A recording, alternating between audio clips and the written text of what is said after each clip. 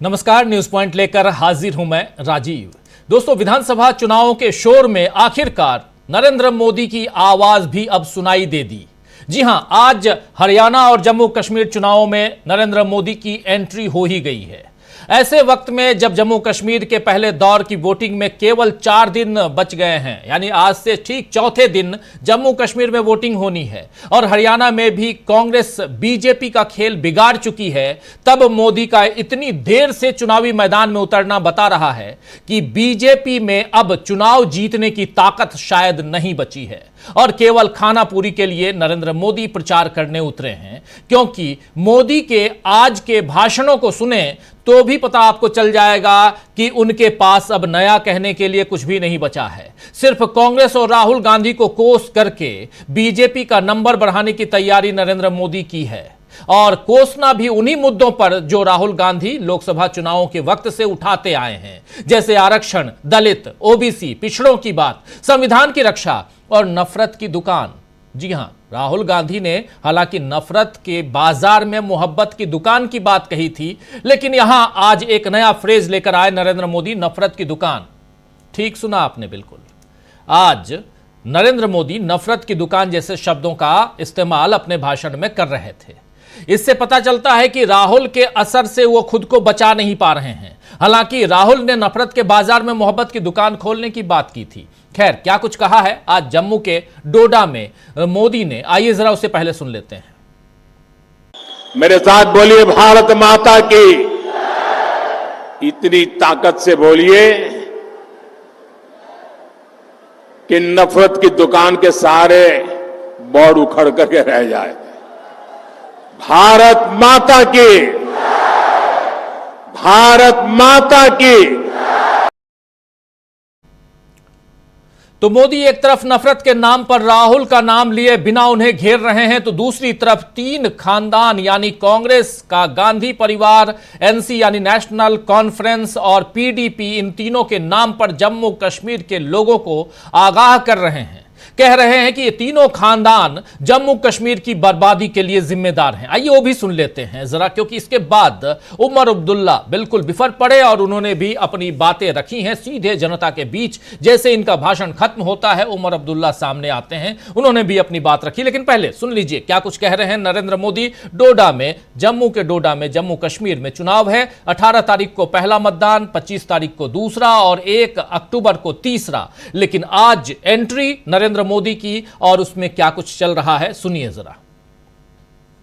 ये 3 खानदान, एक खानदान कांग्रेस का है, एक खानदान नेशनल कॉन्फ्रेंस का है, एक खानदान पीडीपी का है। जम्मू कश्मीर में इन 3 खानदानों ने मिलकर आप लोगों के साथ जो किया है वो किसी पाप से कम नहीं है।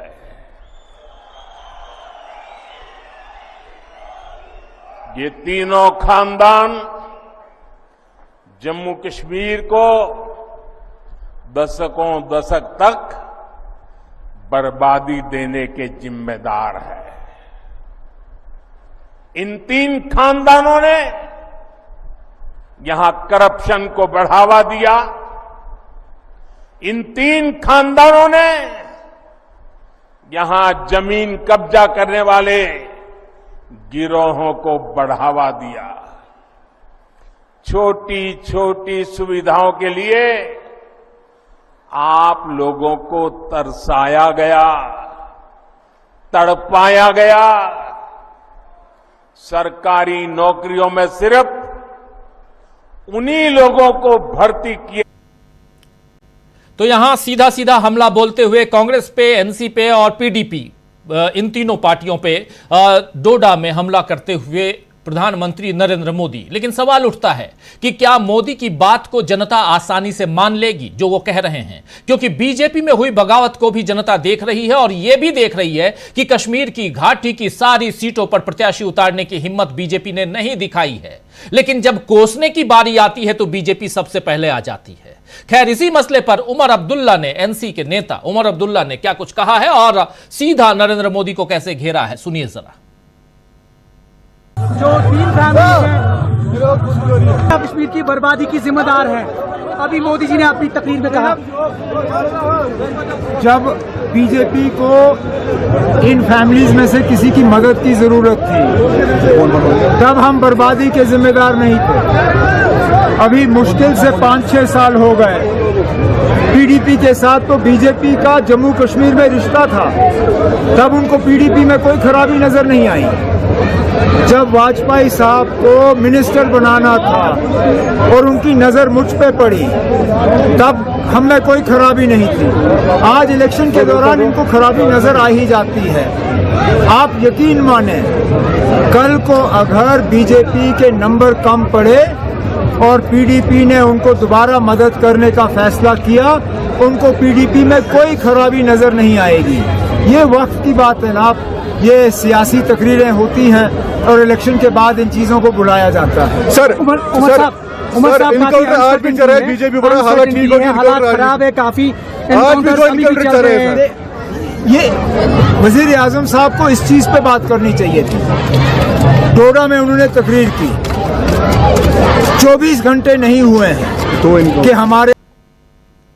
तो सुन रहे थे आप उमर अब्दुल्ला जो बातें रख रहे थे यहां पे, बहुत महत्वपूर्ण और सीधा हमला, क्योंकि पीडीपी के साथ जो संबंध रहे या प्रधानमंत्री जब अटल बिहारी वाजपेयी थे उन्होंने उमर अब्दुल्ला को आखिर क्यों मिनिस्टर बनाया था, ये सारी बातें यहां रखते हुए कि उस समय क्या आपको मुझसे या हमारी पार्टी से नफरत थी और पीडीपी के साथ आपने क्या किया। खैर, विरोधियों को कोसने का खेल मोदी ने हरियाणा में भी जारी रखा। आज कुरुक्षेत्र से मोदी ने आरक्षण और दलितों के हितों की बात करनी चाहिए, लेकिन ऐसा करने में वो कांग्रेस पर ही उंगली उठाने लगे। शायद मोदी भूल जाते हैं कि हरियाणा में 10 साल से बीजेपी ही सत्ता में है और जम्मू कश्मीर की कमान भी पिछले 10 सालों से डायरेक्ट और इनडायरेक्ट यही है, यानी नरेंद्र मोदी के हाथों में ही है, केंद्र के हाथों में ही है। पहले पीडीपी के साथ 4 साल तक सरकार में रहे और उसके बाद उपराज्यपाल के जरिए अभी भी कमान, अब तक कमान जम्मू कश्मीर की केंद्र के हाथ में ही रही। ऐसे में कांग्रेस को कोस कर क्या मोदी अपनी जिम्मेदारी से बरी हो जाएंगे, एक बड़ा सवाल है। लेकिन इतने परेशान क्यों है नरेंद्र मोदी, यह भी समझना जरूरी है। और इन सब के बीच क्या राहुल गांधी के अमेरिका में दिए इस बयान ने नरेंद्र मोदी की कमर तोड़कर रख दी है? आइए जरा उस बयान की तरफ चलते हैं जहां से नरेंद्र मोदी आज जब पहली बार चुनावी समर में कूदे हैं तो उनको राहुल गांधी और कांग्रेस क्यों याद आ रहे हैं। सुनते हैं पहले अमेरिका में राहुल गांधी जब थे उन्होंने क्या कहा था, सुनिए जरा। I don't know if you've noticed that something has definitely changed after the election results.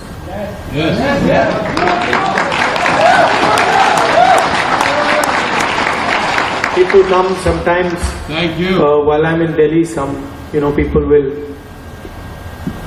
I'm driving in the car. Sometimes they make me open the window, and they'll say, "डर निकल गया, डर नहीं लगता अब डर नहीं लगता, डर गायब हो गया." तो it's interesting to me that BJP ने कितना, मोदी जी ने कितना डर फैलाया, एजेंसीज का दबाव, मीडिया का दबाव, इनकम टैक्स डिपार्टमेंट, छोटे बिजनेसेस पे, मीडियम साइज बिजनेसेस पे, और एक सेकंड में सब गायब हो गया। अजीब सी बात है, मतलब सालों लगे उस डर को पैदा करने में, सालों लगे, प्लानिंग चली, पैसा लगा और एक सेकंड में खत्म। और वो दिखता है अब, you can see it, I see it, I get to see it in parliament, I see the prime minister right up front, and I can tell you that the idea of Mr. Modi, 56-inch chest, direct connection with God, that's all gone. It's history now.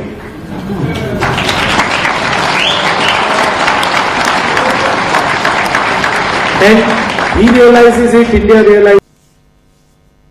तो 56 inch की छाती और direct connection with God, यानी भगवान से सीधा connection, ये सारी चीजें अब जा चुकी हैं। और इतना पैसा खर्च किया, इतनी मेहनत की, सब कुछ किया, सब चौपट हो चुका है। और ये बात राहुल गांधी बता रहे हैं अमेरिका में अपने ऑडियंस को, जो अमेरिकन इंडियन ऑडियंस है उनको ये बात बता रहे हैं। और ये बात बहुत दूर तक गई है। क्या इस बात ने नरेंद्र मोदी को बहुत परेशान कर दिया है?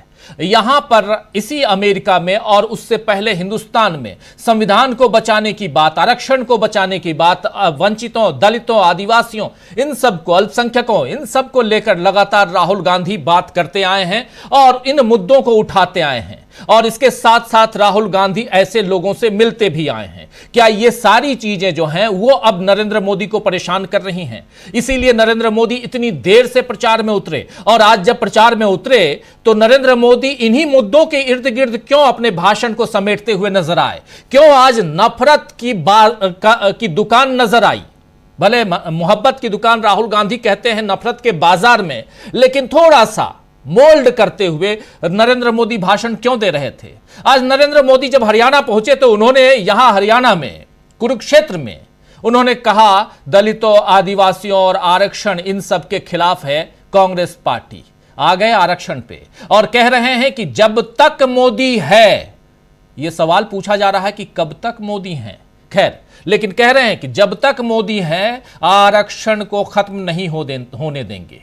क्या अब राहुल गांधी की पिच पर बैटिंग करने आए हैं नरेंद्र मोदी?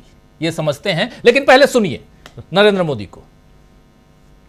कांग्रेस का शाही परिवार फिर आरक्षण खत्म करने पर अड़ रहा है, लेकिन मेरी बात कांग्रेस कान खोल करके सुन ले। जब तक मोदी है,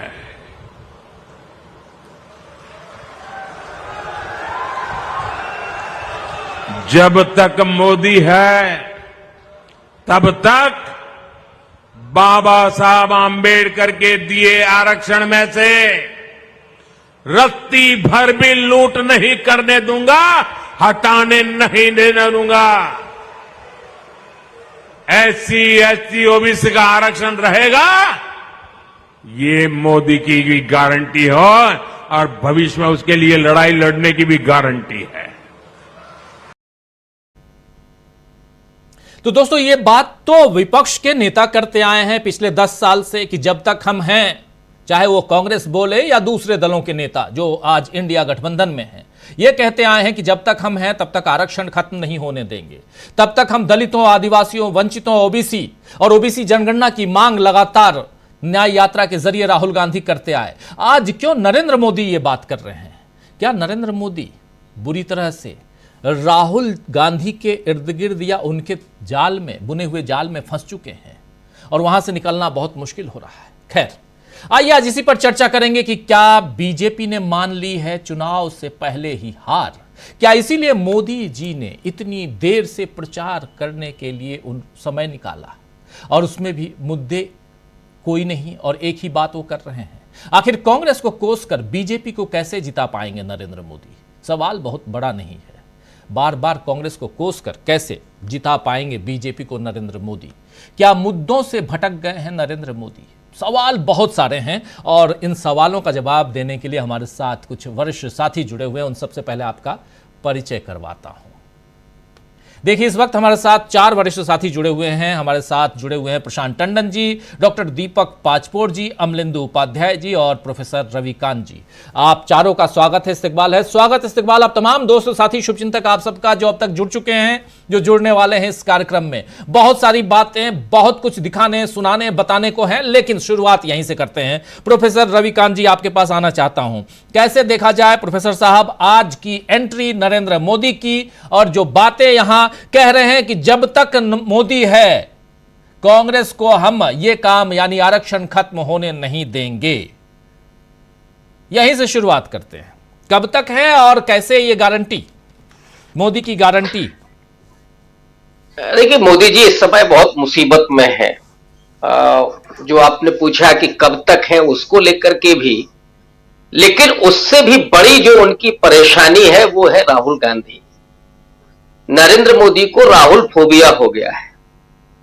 अब वो डर के मारे कुछ भी बोल रहे हैं इस वक्त, उनको कुछ समझ में नहीं आ रहा है।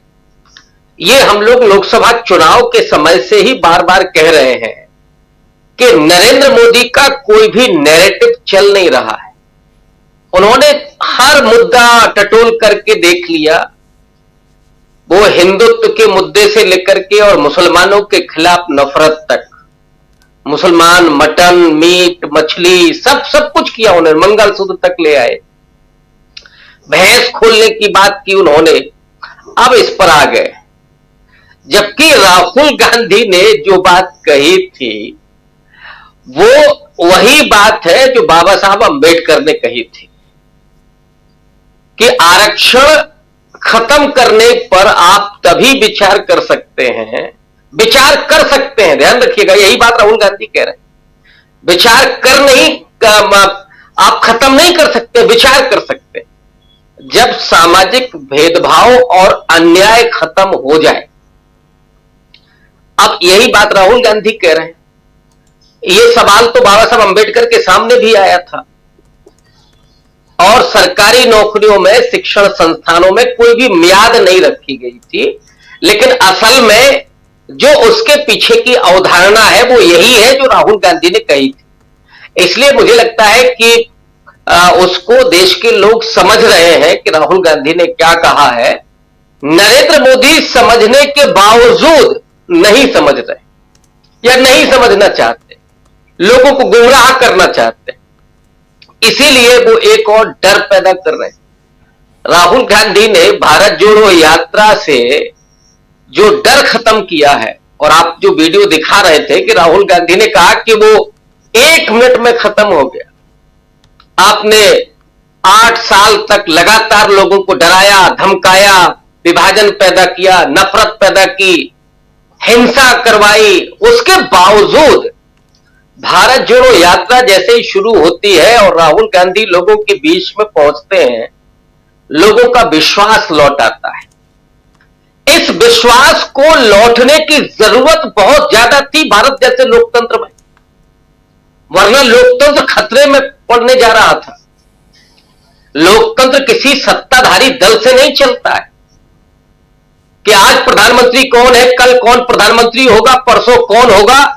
लोकतंत्र इससे नहीं चलता है। लोकतंत्र चलता है लोगों के विश्वास से, जन विश्वास से।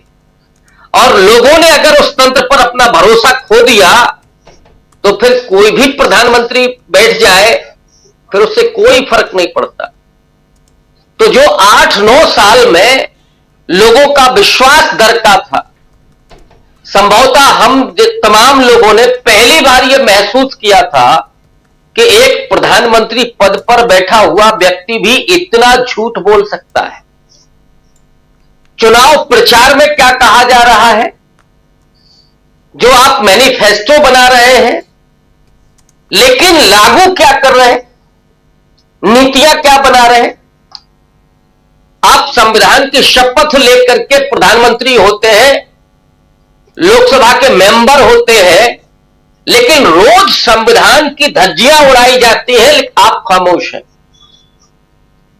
जो नरेंद्र मोदी सेकुलर संविधान की शपथ लेकर के प्रधानमंत्री पद पर पहुंचते हैं, वो संसद बदलते समय शेंगोल लेकर के अवतरित होते हैं। जी।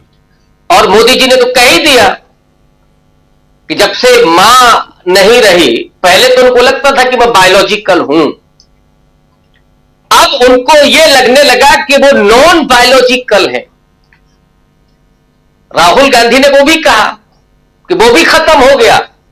लेकिन मुझे लगता है कि अगर ये मोदी जी के दिमाग में चल रहा है तो ये औरंगजेब वाली फीलिंग है। और मैं इंतजार कर रहा हूं राजीव जी कि मोदी जी झरोखा दर्शन कब शुरू करेंगे, वो लोगों को झरोखा दर्शन देना शुरू कर दें, क्योंकि अब तो भगवान के अवतार हो ही गए।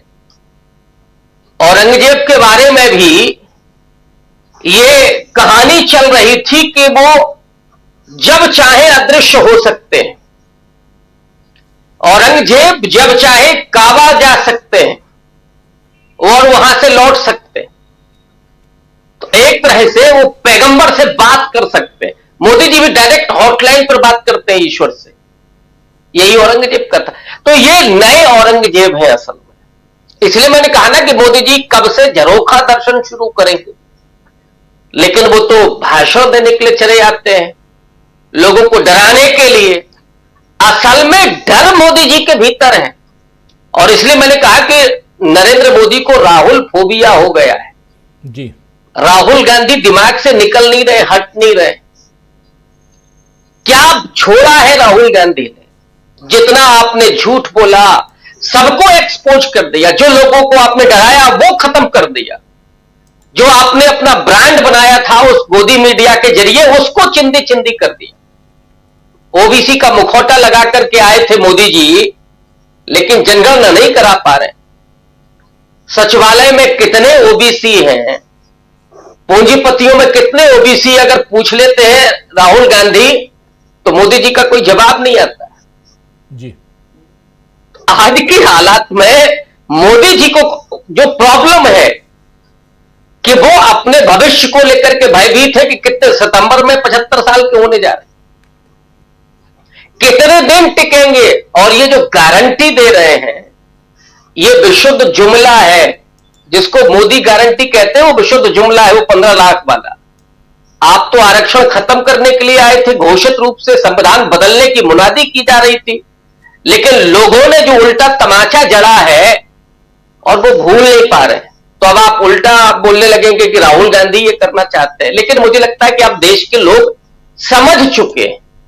और मोदी जी कुछ भी बोले, जो लोगों का विश्वास है, जो भरोसा है, जिसे जीता है राहुल गांधी ने अपने चल करके भारत जोड़ो यात्रा में लोगों से मिलते हुए। अभी देखिए रामखेत को मशीन भिजवाई और उसके बाद वो रायबरेली में जिस मिथुन से मिले थे, जो नाईगिरी का काम करता है, उस मिथुन को भी उन्होंने गिफ्ट भिजवाया। ये जो भरोसा पैदा कर रहे हैं राहुल गांधी, वो नरेंद्र मोदी कपड़ा बदल बदल के भरोसा नहीं पैदा कर सकते। और इसीलिए ये सारी चीजें आपको दिख रही जो मोदी जी बोल रहे हैं।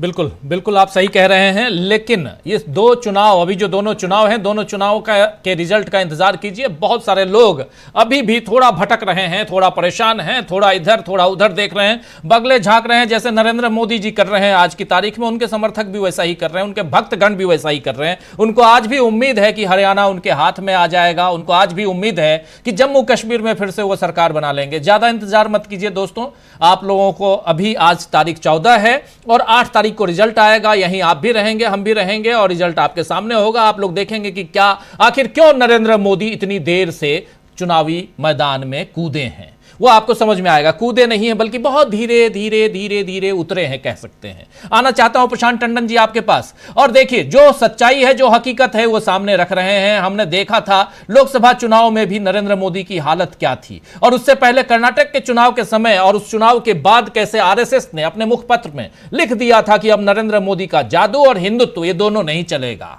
और ये बात अब समझनी होगी। और नफरत की दुकान की बात जो आज नरेंद्र मोदी कर रहे थे, अपनी ही पार्टी और अपने ही समर्थकों, अपने ही कार्यकर्ताओं से उनको अपील करनी चाहिए कि कम से कम नफरत के बाजार को यहां गर्म मत रखो, उस बाजार को अब खत्म कर दो। वहां की एक एक पिलर जो है, एक एक ईंट वहां की, उसे दफन कर दो, ज्यादा जरूरी है, ताकि यहां पर ये देश मोहब्बत के साथ साथ उसी पर आगे बढ़ा है। खैर, प्रशांत टंडन जी, जरा आपके पास भी आना चाहता हूं। नरेंद्र मोदी, जब तक नरेंद्र मोदी रहेंगे, कह रहे हैं जब तक मैं रहूंगा मोदी रहेगा, मोदी की गारंटी चलेगी। बहुत अच्छी बात है, हम भी यही चाहते हैं कि जब तक आप हैं आपकी गारंटी चले।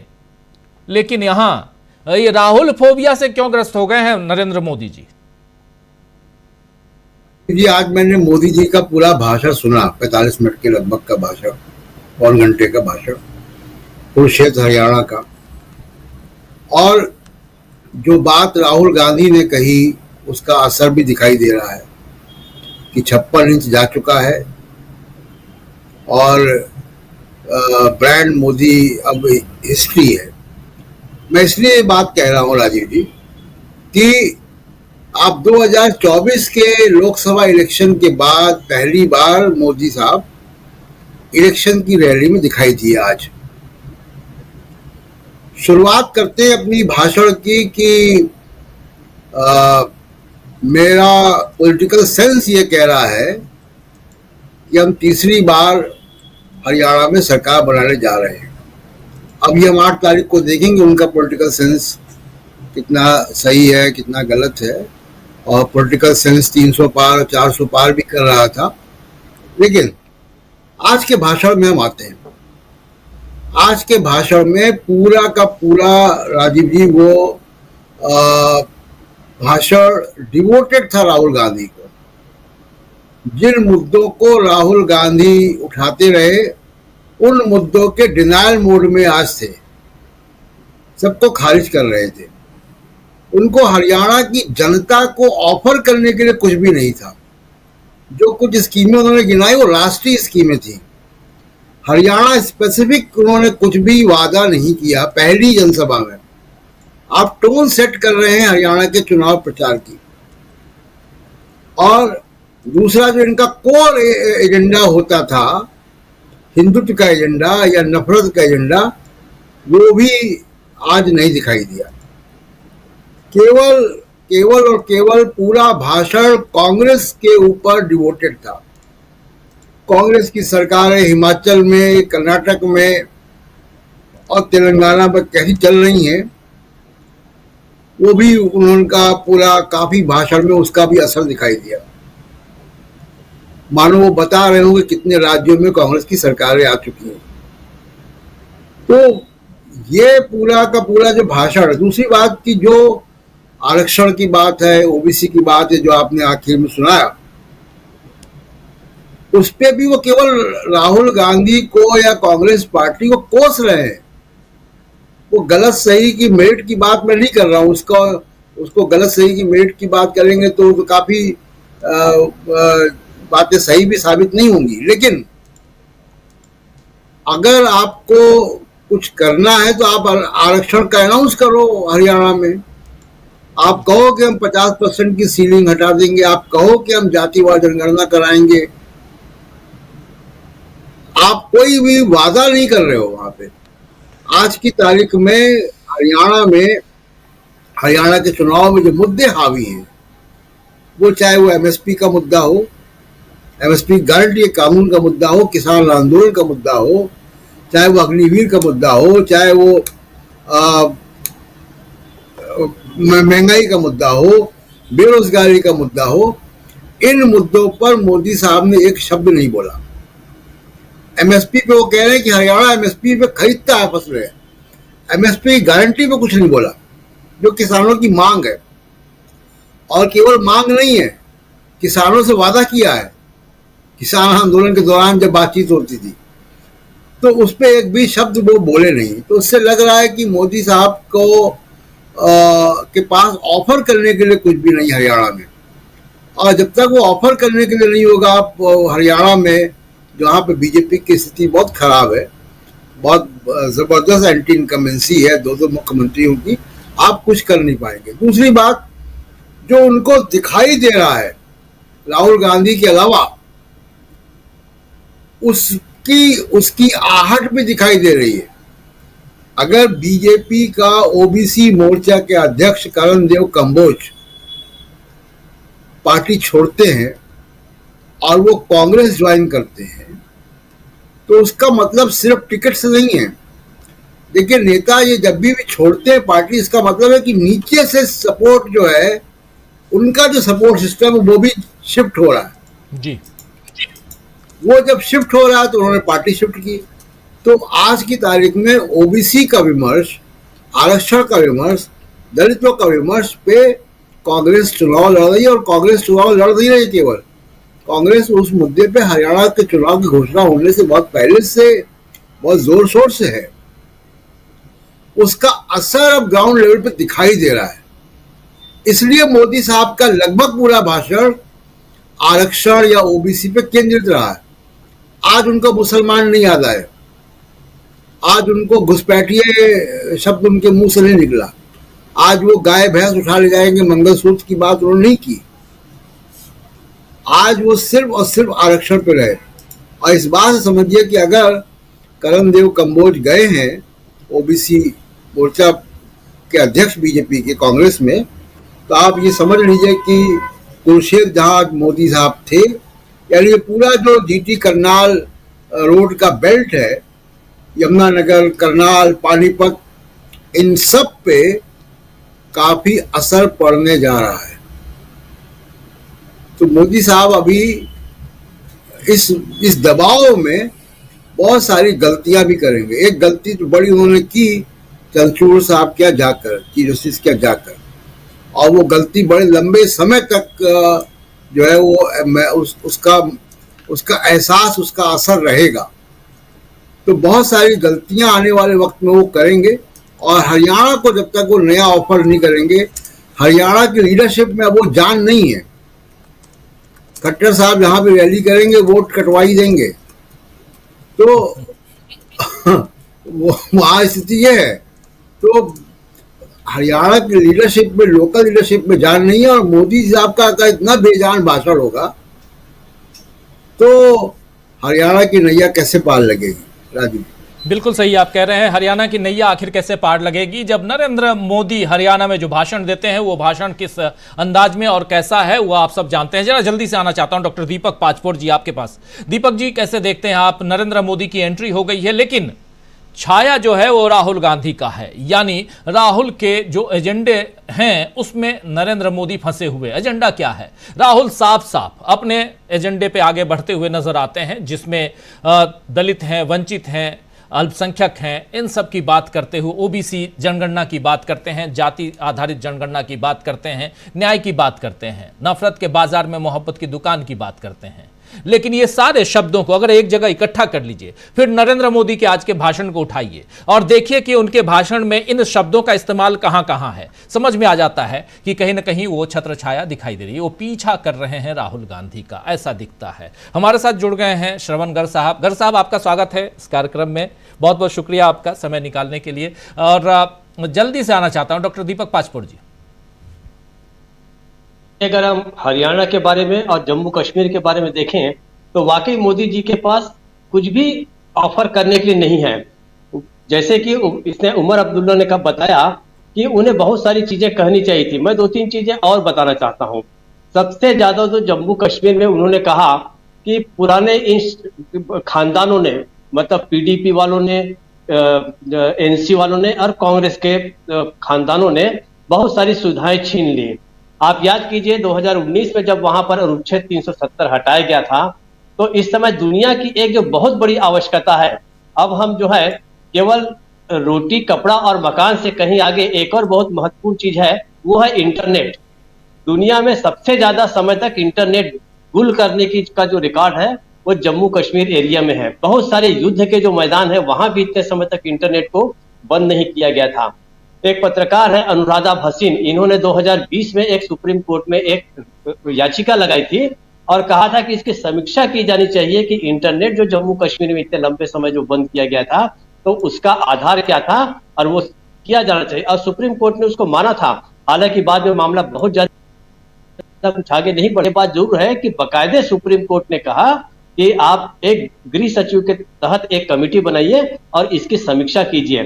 तो आज वहां पर जो हार्डशिप जम्मू कश्मीर के लोगों को अनुच्छेद 370 हटने के बाद जो हुई थी उसका हिसाब कौन देगा? उसके बाद उन्होंने ये कहा कि इन लोगों ने वहां पर जमीनें हड़पी हैं।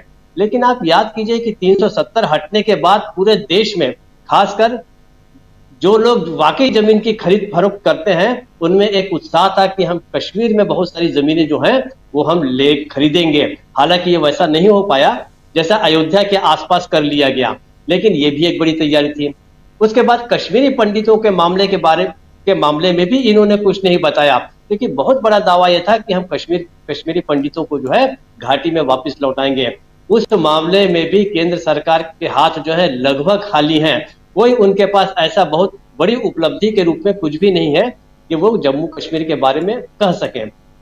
एक और बात है, जम्मू में पिछले कुछ दिनों से ये जो पीर पंजाल से नीचे वाला जो सारा का सारा हिस्सा है और जम्मू कश्मीर का पुंछ है, राजौरी है, ये कुछ इलाकों में आतंकवादी घटनाएं बहुत ज्यादा बढ़ी हैं। हालांकि उसको केंद्र सरकार इस प्रकार से पेश कर रही है कि वो बौखलाए हुए हैं, इसलिए हरकतें कर रहे हैं। लेकिन जो दावा किया गया था कि इससे आतंकी घटनाएं खत्म होंगी, ऐसा भी कुछ नहीं हुआ है। तो आप बताइए कि जम्मू कश्मीर में बताने के लिए प्रधानमंत्री मोदी के पास कुछ नहीं था, इसलिए उन्हें वापस अपने उसी उपकरण को इस्तेमाल में लाना पड़ा कि ये खानदान और वो खानदान। उमर अब्दुल्ला ने बहुत सही कहा है कि जब आपको उपयोगिता हमारी रहेगी तो हम जो है बहुत अच्छे हो जाएंगे। खैर ये उनकी अपनी राजनीतिक बात है। हरियाणा में आए तो हरियाणा में देखिए लगभग 16% जो है वो ओबीसी का वर्ग है, जिसमें गुज्जर है, यादव है, लोधी है, ऐसे बहुत सारे कम्युनिटीज हैं। उन्हें रिझाने के लिए जिस प्रकार से मोदी जी कह रहे हैं कि हम उन सबको न्याय देंगे वगैरह वगैरह, लेकिन असली बात है कि पिछले हफ्ते, 1.5 हफ्ते, 2 हफ्ते में ही खासकर चुनाव की घोषणा जब हो गई और टिकट बटे तो 50 से अधिक विधायक या पूर्व विधायक इन्होंने वहां से पार्टी को छोड़ दिया है, भारतीय जनता पार्टी को। अब सवाल यह है कि वहां पे 3-4 दल और हैं, लेकिन सारे के सारे जा रहे हैं कांग्रेस में। ये बहुत बड़ा संकेत है। आप में नहीं जा रहे हैं ना, वहां पर दूसरी जो और पार्टियां हैं, जो एक जननायक पार्टी है, ऐसे 4-5 और बड़ी पार्टियां हैं, लेकिन सारा का जो सारा एक्सोडस जो है, माइग्रेशन जो इन लोगों का हो रहा है वो सारा कांग्रेस में जा रहा है। ये बहुत बड़ा संकेत है। तो इस समय जो बौखलाहट जो है बहुत स्वाभाविक है हमारे मोदी जी की। मोदी जी बहुत सहमे से सकुचाते हुए चुनावी मैदान में इस समय उतरे हैं। उनके पास 2024 वाला वो जोश बिल्कुल नहीं है कि जब वो हर विधानसभा चुनाव में इस प्रकार से वो टूट पड़ते थे, आक्रमण कर देते थे, वैसा कुछ नहीं है। तो ये एक संकेत है, दोनों राज्यों में चुनाव का संकेत जो है वो मोदी के जरिए हम पढ़ सकते हैं। राजीव जी बिल्कुल बिल्कुल। हरियाणा में लगभग 40% ओबीसी हैं, वहां 78 जातियां उसमें हैं, तो लगभग 40%। लेकिन ये जो लगभग 27 हैं, 40 हैं, 36 हैं, कितने हैं, यही गिनने का काम चाहते हैं और यही इसी की गिनती होनी चाहिए, जिस पर इंडिया गठबंधन, कांग्रेस पार्टी, खासकर राहुल गांधी लगातार चर्चा कर रहे हैं। आखिर ये स्थिति क्यों उत्पन्न होती है कि कितने हैं, ये जानना भी जरूरी है जब आरक्षण की बात आती है। लेकिन नरेंद्र मोदी कहते हैं कि ये मोदी की गारंटी है और जब तक मोदी है तब तक आरक्षण को खत्म होने नहीं देंगे। चलिए आरक्षण के मुद्दे पे भी नरेंद्र मोदी आ ही गए। एक छोटा सा जल्दी कमेंट चाहता हूं अमलेंदु उपाध्याय जी से, फिर आता हूं गर्ग साहब के पास। अमलेंदु जी, कैसे देखते हैं आज के नरेंद्र मोदी के भाषण को? राजीव जी, एक पराजित योद्धा जिस तरीके से मैदान में उतरता है उस तरीके से आज नरेंद्र मोदी के भाषण को समझा जा सकता है। वो चाहे कश्मीर का भाषण हो और चाहे हरियाणा का हो, दोनों भाषण उनके एकदम पराजित योद्धा के तरीके से दिखाई पड़े होते। हालांकि उन्होंने जो उनका अपना एक तरीका है ब्रजवासियां करने का वो उन्होंने की है अच्छे तरीके से, लेकिन उसके बावजूद देखा जाए तो नरेंद्र मोदी कहीं ना कहीं हार मानते हुए नजर आ रहे हैं। खासतौर से जब वो भारत माता की जय का नारा लगवा रहे थे डोडा में और उसके बाद फिर जो कह रहे हैं कि नफरत की दुकान के सारे बोल्ट गिर जाए, तो ये समझा जा सकता है कि नफरत की दुकान कहाँ से आ गई। यानी नफरत नरेंद्र मोदी के दिमाग में इतनी भरी हुई है और मोहब्बत की दुकान से इतना ज्यादा आतंकित हो गए हैं कि आखिर में भारत माता की जय बोलते समय भी उनको नफरत की दुकान याद आ रही है। राजीव जी, तो ये समझा जा सकता है कि मोहब्बत की दुकान कितना ज्यादा प्रधानमंत्री नरेंद्र मोदी के ऊपर असर कर रही है। बाकी अब उनका ठीक है, आप गए हैं तो जैसे 2014 के चुनाव में गए थे तब भी जाके उन्होंने पीडीपी पे हमला बोला था, नेशनल कॉन्फ्रेंस पे हमला बोला था, कांग्रेस पे हमला बोला था, पीडीपी के साथ मिलकर सरकार बना ली थी, 2 बार सरकार बनाई, मुफ्ती मोहम्मद सईद के साथ भी बनाई, फिर कुछ दिन इंतजार करा कि मुफ्ती उनके महबूबा मुफ्ती के साथ भी सरकार बना ली, उसके बाद सज्जाद लोन के साथ सरकार बनाने की तैयारी थी। तो बहरहाल ये उनका अपना स्टाइल है, वो उनकी तैयारी थी जो भी थी वो, लेकिन कुल मिलाकर राजीव जी मुझे लगता है कि प्रधानमंत्री समझ चुके हैं कि चाहे कश्मीर हो और चाहे हरियाणा हो, दोनों राज्य प्रधानमंत्री नरेंद्र मोदी के हाथ से बिल्कुल निकले हुए हैं। तो इसलिए प्रधानमंत्री जिस तरह की बातें कर रहे हैं उससे ये साफ तौर पर समझा जा सकता है। अब आरक्षण की बात करना, अब नरेंद्र मोदी अगर ये कहें कि जब तक नरेंद्र मोदी है तब तक जो है आरक्षण को कोई छू नहीं पाएगा, तो ये तो बड़ी हास्यास्पद बात है राजीव जी कि लेटर एंट्री का आप निकालते हैं पत्र और उसमें आरक्षण नहीं होता है और आपको उसे वापस लेना पड़ता है। फिर बताते हैं आपके मंत्री आकर के कि साहब वो मोदी जी बहुत नाराज हैं और चिट्ठी लिख दी है यूपीएससी के चेयरमैन को। तो यूपीएससी के चेयरमैन ने बिना मोदी जी की मर्जी के थोड़ी लेटर एंट्री निकाल दी। इतना बड़ा निर्णय जो है कि आप 40-45 मतलब सेक्रेटरी स्तर की आप भर्ती कर रहे हैं लेटर एंट्री के जरिए, तो वो किसी यूपीएससी के चेयरमैन की हिम्मत नहीं है कि वो उसको निकाल दे जब तक कि वो सरकार के स्तर पर कोई निर्णय ना हो। तो अब उसकी जिम्मेदारी किसी पे भी डालनी हो तो हो सकता है वो कुछ भी हो। मैं आज प्रधानमंत्री खुद ही अपनी बातों में उलझते हुए नजर आए हैं। राहुल गांधी का एजेंडा आज प्रधानमंत्री नरेंद्र मोदी के सिर पर चढ़ के बोला है और प्रधानमंत्री के दोनों जगह के भाषण, चाहे वो कुरुक्षेत्र का हो चाहे डोडा का हो, वो एक तरीके से राहुल गांधी के सारे आरोपों के जवाब देने तक सीमित रह गए हैं। और कहीं भी प्रधानमंत्री कोई चुनावी जिस तरीके से उनके भाषण होते थे उस तरीके से भी कहीं वो चुनाव में कोई लीड लेते हुए नजर नहीं आए राजीव जी। चुनाव में कूद चुके हैं नरेंद्र मोदी। चुनावी भाषण, उन भाषणों का इंतजार रहता है। लेकिन उससे पहले आज सुबह सुबह एक और तस्वीर नरेंद्र मोदी की, एक वीडियो जारी हुआ, नरेंद्र मोदी ने भी जारी किया, जिसमें उनके घर एक बछड़ा जो है वो गाय बछड़े के साथ में वो तस्वीर उनकी दिखाई दे रही है। और उस तस्वीर की खूब चर्चा हुई है सुबह से। काफ़ी लोगों ने उस तस्वीर को भी देखी होगी। हमारे साथी कई तमाम आप साथी जुड़े हुए हैं। वरिष्ठ पत्रकार श्रवण गर्ग साहब ने भी एक ट्वीट किया है, उस पर बहुत इंपॉर्टेंट ट्वीट है। ज़रा उस ट्वीट को लाता हूँ। देखिए, गर्ग साहब का ही ट्वीट है। लिख रहे हैं, काश इतना प्रेम देश की जनता और विपक्ष को दिया होता, 240 नहीं होती। ये तस्वीर बहुत इम्पॉर्टेंट है, इसको देख लीजिए ध्यान से। और नरेंद्र मोदी की चर्चा हम कर रहे हैं, देश की जो सियासी हालत है उसकी चर्चा कर रहे हैं, और साथ में ये भी कि आने वाला चुनाव किस दिशा में जा रहा है। आना चाहता हूं गर्ग साहब आपके पास।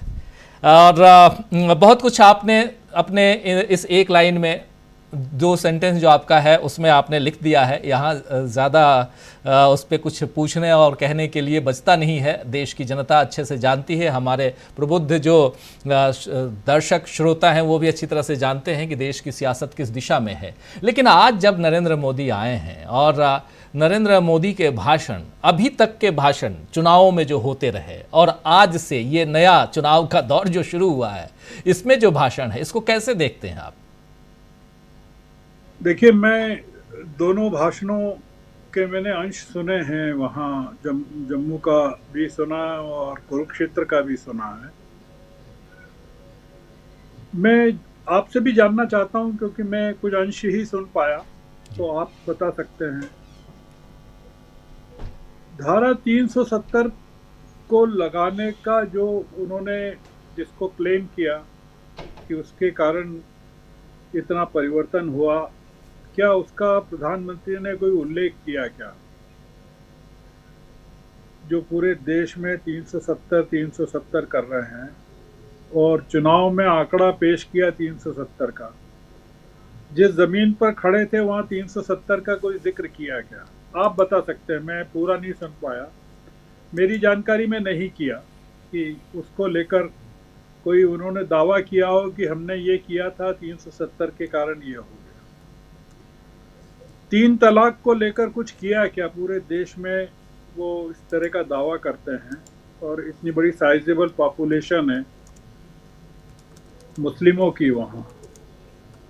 पुलवामा को लेकर कुछ किया क्या? क्योंकि आप देख रहे हैं कि ये कितने सालों के बाद जम्मू कश्मीर में चुनाव हो रहे हैं, इस बीच में क्या क्या हो गया। सत्यपाल मलिक ने जो आरोप लगाए भ्रष्टाचार के, सरकार पर लगाए, मोदी जी से जो बात हुई फोन पर, जो मोदी जी ने उनको कहा तुम चुप रहो, वो कोई उसका कोई जिक्र किया क्या कि पुलवामा कैसे हो गया? बाहर के लोगों को घाटी में बसाने का जो प्रयोग था उसका क्या हुआ? क्या मोदी जी ने कुछ दावा किया क्या? पंडितों के पुनर्वास का क्या हुआ? ये इतने सवाल हैं जो वो देश के बाहर करते हैं, विदेशों में जाते हैं तो करते हैं। क्या इनके बारे में कोई बात कही क्या उन्होंने, कि एक भी बात कही हो? तो उन्होंने क्या कहा है?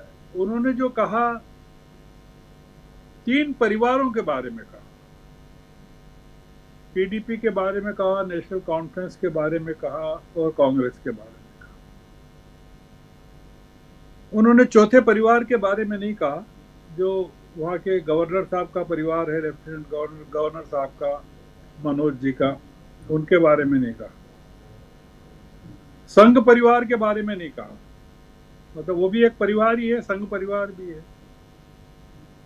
और वो राम माधव जिनके बारे में आरोप लगाया था सत्यपाल मलिक ने, वही संघ परिवार की तरफ से जम्मू कश्मीर का चुनाव देख रहे हैं।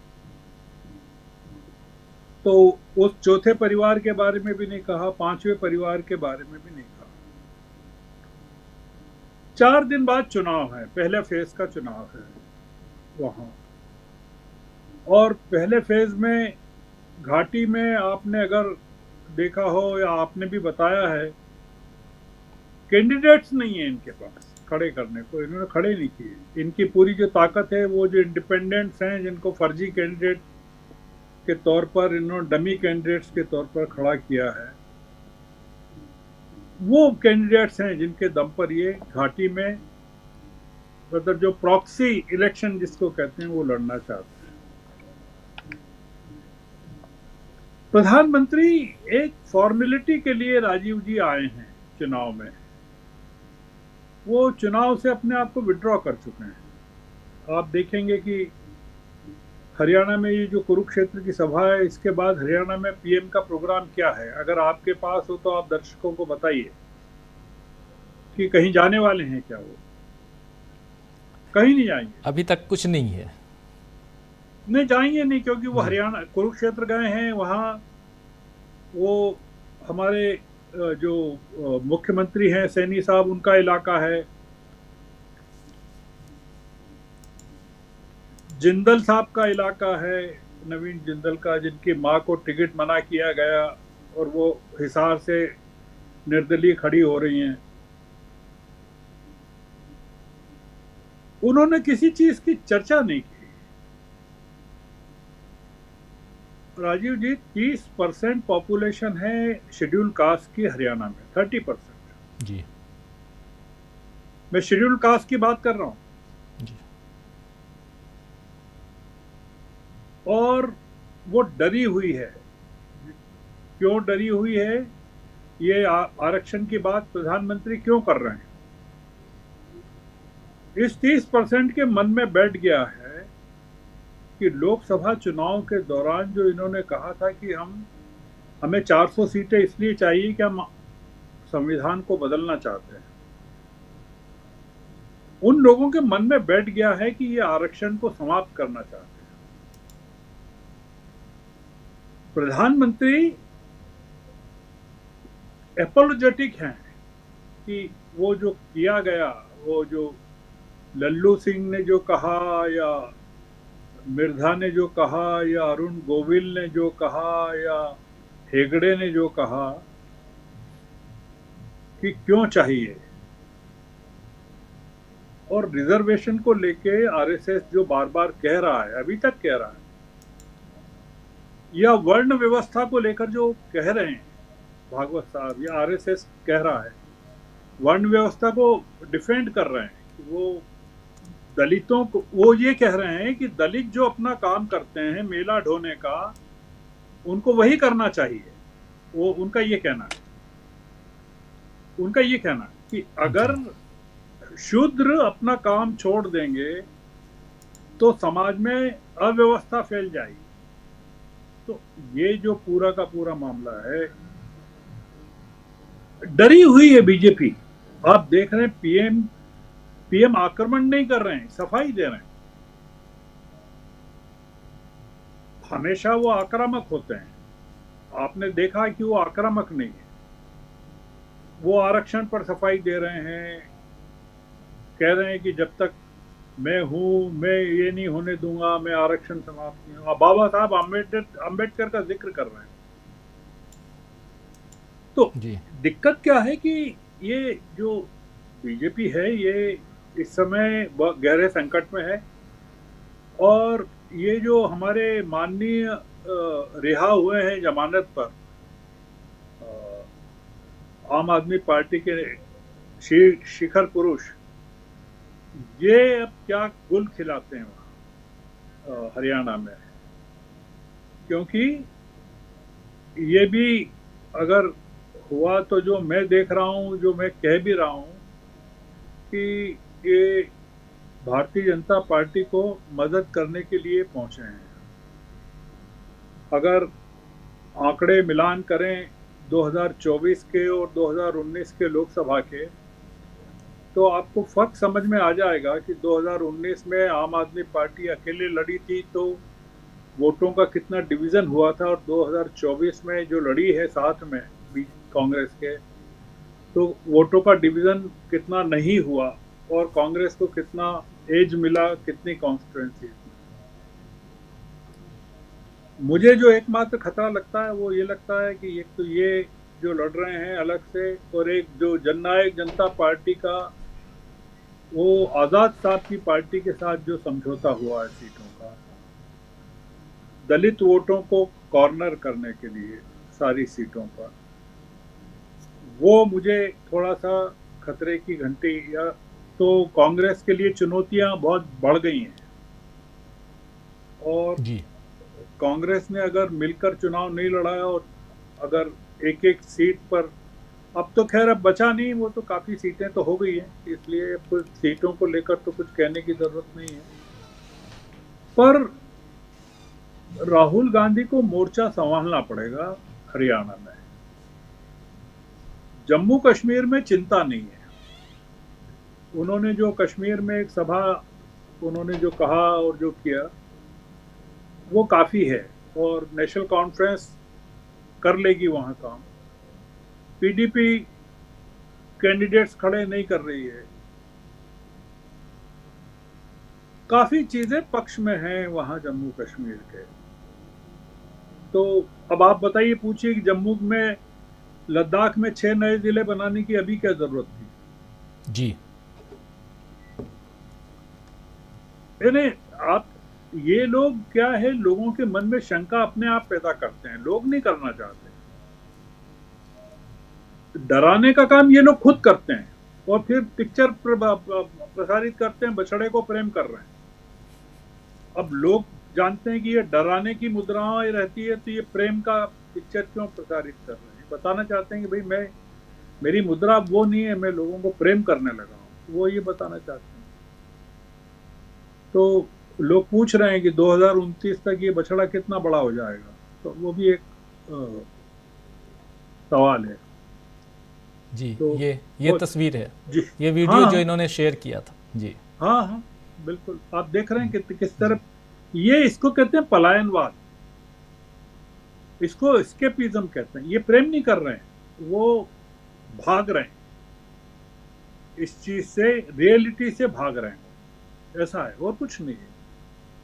तो इसलिए लोग आपने देखा होगा ना पुराने पिक्चर्स में कि वो किसी पक्षी को हाथ पे बिठाने की कोशिश करते हैं, मोर को दाना खिला रहे हैं, ये तमाम चीजें जो पहले करते थे।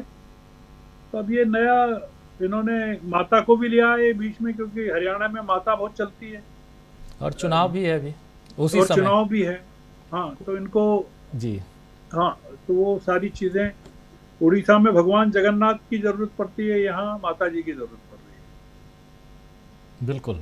और आप जो, क्योंकि एक, जी, आप जो अभी बोल रहे थे 370 का जिक्र नहीं किया है उन्होंने, प्रधानमंत्री ने डोडा में अपने भाषण में बिल्कुल नहीं किया। उन्होंने जो कहा है 2-4 लाइन में पढ़ के सुना देता हूँ। कह रहे हैं कि आजकल ये लोग संविधान को अपनी जेब में रखते हैं, ये दिखावा ये अपने काले कारनामों को छिपाने के लिए करते हैं। हकीकत क्या है ये जम्मू कश्मीर का बच्चा बच्चा जानता है। इन लोगों ने बाबा साहेब के बनाए संविधान की आत्मा को नोच दिया था, वरना क्या कारण था कि हमारे जम्मू कश्मीर में 2 संविधान चलते थे? क्यों यहाँ के लोगों को वो हक नहीं मिलता था जो बाकी देश में मिलता था? क्या कारण है कि हमारे यहाँ पहाड़ी भाई बहनों को इतने वर्षों आरक्षण नहीं मिला? जम्मू कश्मीर में ये SC ST और OBC का नाम तक नहीं लेते थे। ये बातें यहाँ आरक्षण, फिर बाकी और 2 संविधान, लेकिन ये हिम्मत करके 370 नहीं बोल पाए। जब आप 2 संविधान तक आ गए, बाबा साहब तक आ गए, तो 370 भी बोल देते, वो नहीं बोल पाए। वेल क्राफ्टेड स्ट्रेटेजी है कि इतना विरोध हो रहा है वहाँ बीजेपी का घाटी में और जम्मू में भी, जो इतना डरे हुए हैं बीजेपी के लोग कि सीटें मिलेंगी कि नहीं मिलेगी। तो मोदी जी एक पलायन का जो रास्ता होता है वो अपना रहे हैं कि यार यहाँ से भाषण दो और भागो। ऐसा है कि लोग ये नहीं कहें कि हम इलेक्शन कैंपेन नहीं कर रहे हैं, ऐसा है। उनका मन अब यहाँ नहीं है राजीव जी, अब वो विदेशों में बसता है उनका मन, वो यहाँ है ही नहीं। अब वो जाने वाले हैं, अमेरिका जाने वाले हैं। जी बिल्कुल। 3 दिन बाद जन्मदिन मनाएंगे नरेंद्र मोदी। 17 तारीख को, इसी 17 सितंबर को नरेंद्र मोदी 75 साल के होंगे और 22 सितंबर को नरेंद्र मोदी न्यूयॉर्क में होंगे। तो इस बीच क्या कितनी बार हरियाणा जाएंगे मोदी जी और कितनी बार उधर जम्मू कश्मीर चुनाव में जाएंगे, ये देखने वाली बात होगी, क्योंकि 14 तारीख के बाद नरेंद्र मोदी इन चुनावों में कहां कहां जाने वाले हैं, भाषण देने वाले हैं, वो खबर अभी तक नहीं है। तो ये इसका इंतजार रहेगा कि और कितने भाषण देते हैं मोदी जी और उन भाषणों से क्या कुछ निकल के आता है, क्योंकि उनके भाषणों का इंतजार उनके खासकर चाहने वालों को बहुत रहता है। मोदी मोदी के नारे जो लगाने होते हैं सामने बैठ के। लेकिन यहां आना चाहता हूं प्रोफेसर रविकांत जी आपके पास। प्रोफेसर साहब, जरा इस बात को थोड़ा और आगे बढ़ाया जाए। नरेंद्र मोदी जी और आज जो जिन तमाम शब्दों, चाहे वो उधर की बात हो, डोडा में हो या कुरुक्षेत्र में हो, मोदी जी जिन शब्दों, जिन अपने भाषण को जिस दिशा में ले जाते हुए दिखाई दिए, वो दिशा तो विपक्ष की रही है, जिसमें वो बार बार आरक्षण की बात, बार बार वो नफरत की बात, देश में नफरत है उससे उसको कैसे दूर किया जाए इसकी बात, ये तमाम बातें, चाहे वो जम्मू कश्मीर हो या हरियाणा हो। लेकिन मोदी जी अगर ये बातें करते हैं, जैसे प्रशांत टंडन जी कह रहे थे कि अब उनका वो न हिंदुत्व की बात होती है, न नफरत, न हिंदू मुसलमान, न ये सारी बातें कर रहे हैं, तो क्या अब हम ये माने कि यहाँ से जो गर साहब भी कह रहे हैं कि ये पलायनवादी प्रवृत्ति दिख रही है, आप पीछा छुड़ा रहे हैं, क्या ये अब इसी दिशा में आप भी देखते हैं कि एक परिस्थिति, क्योंकि इसके बाद 2 राज्य और हैं वो भी उसी दिशा में, महाराष्ट्र में क्या करेंगे, कितना कर लेंगे, इसलिए ये जम्मू कश्मीर और हरियाणा। देखिए राजीव जी, मोदी जी के भाषण बहुत बासी और उबाऊ है, उनमें कुछ भी नया नहीं है, कुछ भी आश्वस्तकारी नहीं है, कोई उम्मीद पैदा करने वाला नहीं है, और न तो वो संविधान और देश को बनाने वाला है। अब जब कुछ बचा ही नहीं है मोदी जी के पास, तो वो क्या करेंगे? राहुल गांधी जो कह रहे हैं उसी की जूठन को आप लेकर के आ रहे हैं, थोड़ा इधर उधर करके आप उसको उलट दे रहे हैं। राहुल ने जो बोला नहीं उसको भी आप उलट दे रहे हैं। यही मोदी जी के पास ले दे करके बचा हुआ है। और जो गर्ग साहब ने कहा कि अब मोदी जी पलायन कर रहे हैं, अब वो भागना चाहते हैं।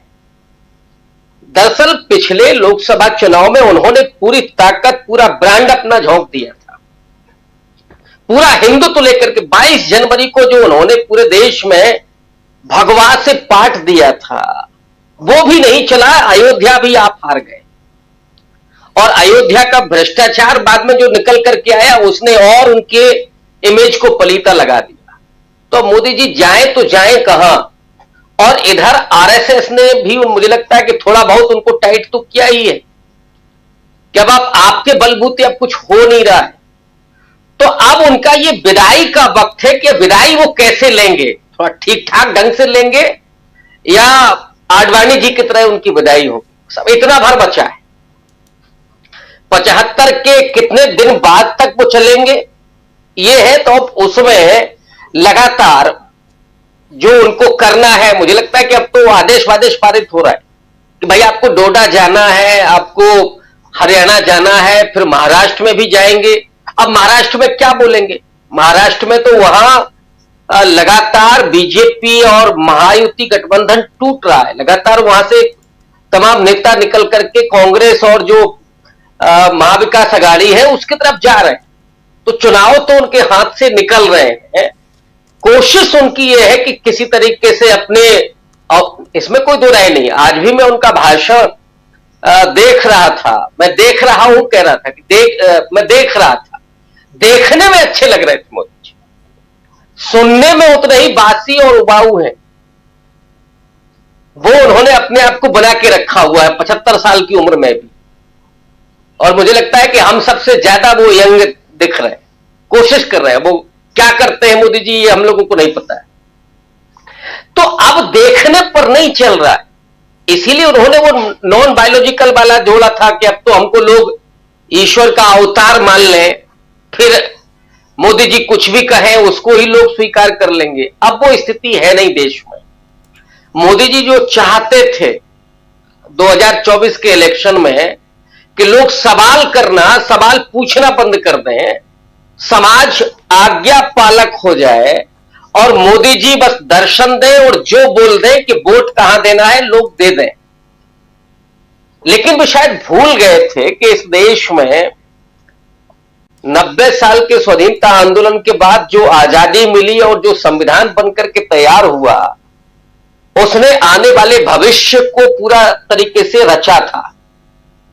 डेमोक्रेसी दिया, अभिव्यक्ति की आजादी दी, लोगों को अपने जीने का अधिकार दिया। उस सब पर जो बराबर हमला हुआ, तमाम कुकुरमुत्तों की तरह जो उगाए हिंदुत्ववादी संगठन हैं, उनके जरिए तो लोग आज जा गए थे। और इसमें गर्ग साहब ने जिस तरफ इशारा किया कि इसमें माताजी आ गई, चूंकि हरियाणा का इलेक्शन है, लेकिन माताजी के साथ साथ वो गाय का बछड़ा भी है। और हरियाणा के मुख्यमंत्री ये कह चुके हैं कि यहां गाय के प्रति बहुत सम्मान है और लोगों की बहुत भावनाएं हैं, तो रोका नहीं जा सकता साहब। तो मोदी जी दिखा तो रहे वात्सल्य उस बछड़े के प्रति, लेकिन उसमें छिपा क्या है जो हरियाणा में होता गाय के नाम पर? जो कथित गोरक्षक गुंडे हैं, और ये मोदी जी का शब्द है, जो गुंडे जो कर रहे हैं इस देश में गाय के नाम पर। और खुद मोदी जी के गुजरात में भी हुआ, ऊना में क्या हुआ था, आपने 4-6 दलित नौजवानों को नंगा करके पीटा गया था कथित गोरक्षकों के द्वारा, गुंडों के द्वारा। और वजह क्या बताई गई थी कि उन्होंने मरी हुई गाय की खाल निकाली थी। उसके बाद ही वो आंदोलन खड़ा हुआ था जिग्नेश मेवानी के नेतृत्व में कि अपनी गाय की पूंछ पकड़ो, हमको हमारे अधिकार चाहिए, हमारा संविधान चाहिए, हमें तुम्हारे गाय की पूंछ की जरूरत नहीं है। हरियाणा में जो हो रहा है, पिछले दिनों जो हुआ, महाराष्ट्र में जो हुआ, अब ये इसको तार जोड़िए आप कि जहां पे इलेक्शन है वहीं पर लिंचिंग और वहीं पर मुसलमानों को आतंकित करने की घटनाएं और उनका वीडियोग्राफी होगी और वो बाकायदा प्रसारित होगा। तो क्या देश में नफरत और हिंसा के आधार पर ही आप चुनाव लड़ेंगे? कभी तो रचनात्मक हो जाइए, कभी तो इस देश में कुछ करने के लिए वादा कीजिए। लेकिन मोदी जी ऐसा नहीं करेंगे, वो फितरतन उनका है। वो आरएसएस की जो पूरी आइडियोलॉजी है, जो ट्रेनिंग है, उसमें ये संभव ही नहीं है। वहां प्रेम, नैतिकता, उदात्तता, जो राहुल गांधी जिन मूल्यों की राजनीति कर रहे हैं। और उन्होंने कहा भी कि हमने उस भारत जोड़ो यात्रा में कुछ लोगों ने मजाक भी बनाया था जब राहुल गांधी फ्लाइंग किस दे रहे थे। लोगों ने कहा कि ये तो गलत चीज है। राहुल गांधी उसको समझा रहे हैं कि जो नफरत पैदा की गई थी उसको हमने उन संकेतों के जरिए लोगों में भरोसा पैदा किया। राहुल गांधी बिना किसी संकोच के स्त्री पुरुष, चाहे वो जवान हो चाहे वो बुजुर्ग हो, सबसे हाथ मिलाते हैं, गले मिलते हैं, बच्चों को कंधों पर उठाते हैं, हाथ में चाहे ग्रीस लगा हो चाहे वो कुली हो, सबको अपने गले लगाते हैं, किसानों के साथ खेत में धस जाते हैं। ये जो राहुल गांधी ने राजनीति को बदल करके रख दिया है, आम लोगों की राजनीति राहुल गांधी कर रहे हैं। वो फॉर्च्यूनर कल्चर और वो मर्सिडीज कल्चर खत्म। अब उसके बारे में कोई नहीं सोचा। तो मोदी जी जिस ब्रांड को लेकर के आए थे, वो सामंती स्वभाव वाला, जिसमें पूंजीवाद का पूरा गठजोड़ था, वो सारे संकेत, वो सारे प्रतीक, वो सारे मूल्य थे, वो सब खत्म कर दिए राहुल गांधी ने। मतलब जिस तरफ उन्होंने नहीं बोला, मैं उस तरफ आपका ध्यान आकर्षित कर रहा हूं, और जो लोग देख रहे हैं वो सब खत्म कर दिए राहुल गांधी ने।